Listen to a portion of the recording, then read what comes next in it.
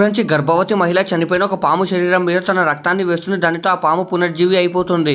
ఇంకప్పుడే ఆ పాముని చంపడానికి కొంతమంది ప్లాన్ వేస్తూ ఉంటారని తెలుస్తుంది. అందుకే నేరుగా ఈ నాగిని వాళ్ళ వైపుకి వెళ్తుంది. ఇక ఈ పాము వాళ్ళ మీద రివెంజ్ తీసుకున్న టైంకి ఈ నాగినికి ఆ గర్భవతి మహిళ అరిచిన సౌండ్ వినిపిస్తుంది. ఇంకా వెంటనే నాగిని అక్కడికి చేరుకుంటుంది. అండ్ నిజానికి ఈ నాగిని ఒక వరాలు ఇచ్చే నాగిని. ఇంకా ఈ నాగినికి తెలుస్తుంది ఈ మహిళ ప్రసవించే టైం దగ్గరికి వచ్చింది అని. అందుకే నాగిని తన శక్తితో ఆ మహిళ నొప్పి లేకుండా ప్రసవించేలా చేస్తున్న బిడ్డని బయటికి తీయడంలో హెల్ప్ చేస్తుంది. కానీ ఈ మహిళని కాపాడలేకపోతున్నాడు.